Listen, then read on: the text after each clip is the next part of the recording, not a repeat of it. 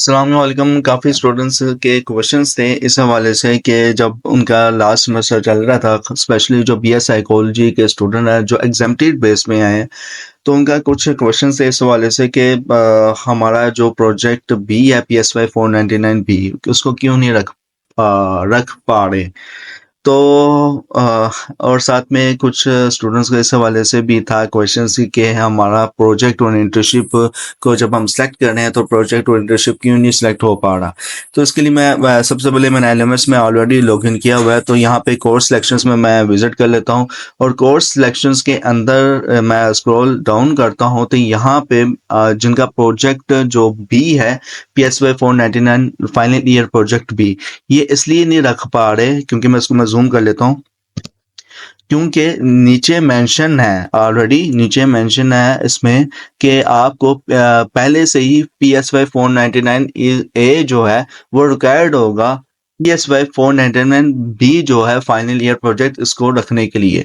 अगर आपने ये कोर्स PSY 499 ए मुकम्मल नहीं किया, अगर मैं इसको अप करता हूँ तो यहाँ पे PSY 499 A final year project जो है वो ऑलरेडी सिलेक्टेड है, स्टूडेंट ने ऑलरेडी सिलेक्टेड किया हुआ है। तो यहाँ पे स्क्रॉल डाउन करूंगा तो यहाँ पे जब ये कोर्स मुकम्मल हो जाएगा PSY 499 A final year project, फिर मैं जो है PSY 499 बी जो है फाइनल ईयर प्रोजेक्ट को मैं चूज कर सकूंगा। अब एक और क्वेश्चन अहम ये भी है कि कुछ स्टूडेंट्स ये भी पूछ रहे थे कि जब हमने क्या हमारे जो कोर्सेज हैं ये जो बी ग्रेड के हैं या सी ग्रेड के हैं या इनको क्या यहाँ इम्प्रूव करने की ज़रूरत है या डी ग्रेड के जो कोर्स हैं इनको इम्प्रूव करने की ज़रूरत है कि नहीं। पहली बात है कि जो आपका क्राइटेरिया जहाँ पे फिक्स होता है उसे भी एक किस्म का गिफ्ट ही है विर्चुअल यूनिवर्सिटी की तरफ से। मतलब कि अगर आपको आपका प्रोजेक्ट और इंटर्नशिप नहीं ओपन हो रहा, प्रोजेक्ट और इंटर्नशिप की जो रिक्वायरमेंट है इस पर मैं जब क्लिक करता हूँ, इसको मैं ज़रा जूम इन कर दूँ, इसको मैं क्लिक करता हूँ यहाँ पे, तो यहाँ पे एक न्यू विंडो ओपन होगी और यहाँ पे आपको शो होगा rules for internship report and final year project. मतलब कि फाइनल ईयर प्रोजेक्ट और इंटर्नशिप रिपोर्ट की क्या रूल्स रेगुलेशंस है, आप किस तरह से फाइनल ईयर प्रोजेक्ट और इंटर्नशिप रख सकते हैं। सबसे पहले ये है कि आपने अचीव किया हो CGP 2.0 या इससे ज़्यादा, तब भी आप फाइनल ईयर जो प्रोजेक्ट है इंटर्नशिप है वो आप रख सकते हैं। अगर आपको खुदा न खास्ता आपका CGP कम आ रहा था, CGP कम है और प्रोजेक्ट जिसकी वजह से आप प्रोजेक्ट नहीं रख पा रहे, जिसकी वजह से आप इंटर्नशिप रिपोर्ट नहीं रख पा रहे, तब ही आप उसका नाम ये रखेंगे, अपने कोर्स इंप्रूवमेंट करेंगे।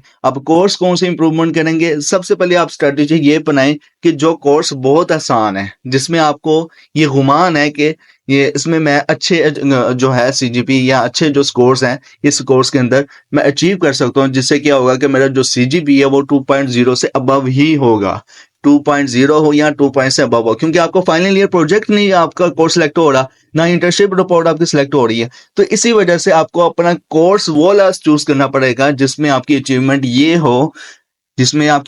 हो कि आपका जो टारगेट है वो फिक्स बैठ सके, आप फाइनल ईयर रिपोर्ट इंटर्नशिप की रिपोर्ट की जो रिक्वायरमेंट है, रूल्स जो है उनको आप फॉलो कर सकें।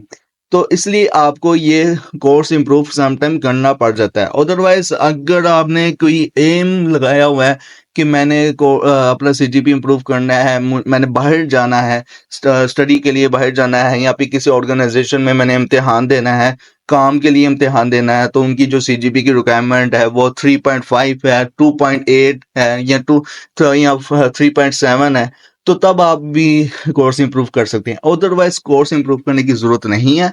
सिर्फ कोर्स उन लोगों को फिर इंप्रूव करने की जरूरत पड़ेगी जिनको फाइनल ईयर और प्रोजेक्ट और इंटर्नशिप जो है वो सिलेक्ट नहीं हो रहे। और किनके सिलेक्ट नहीं हो रहे, सबसे पहले बात है कि जिनका CGP जो है वो 2.0 से नीचे है और फिर आपने 105 जो क्रेडिट हो रहा वो मुकम्मल किए हो। अगर आपने 105 क्रेडिट और नहीं मुकम्मल किए तो तब भी आप जो है CGP फाइनल ईयर प्रोजेक्ट और इंटर्नशिप रिपोर्ट के अहल नहीं है। आपको 105 जो क्रेडिट हो रहा है वो मुकम्मल करने पड़ेंगे और जो CGP जो रूल नंबर 1 बताया था वो 2.0 आपको अचीव करना पड़ेगा, तब यह फाइनल ईयर प्रोजेक्ट और इंटर्नशिप रिपोर्ट के अहल होंगे। लेकिन इसमें फाइनल ईयर प्रोजेक्ट के लिए एक और रिक्वायरमेंट रख दी है। अब क्या रिक्वायरमेंट रख दी है कि आपने जो STS 630 रिसर्च मेथड कोर्स है ना, इसको हमने पास किया हो। अगर आपने पास किया हुआ है तो तब यह फाइनल ईयर प्रोजेक्ट के जो है ना कोर्स, इसके सिलेक्ट करने के अहल हो।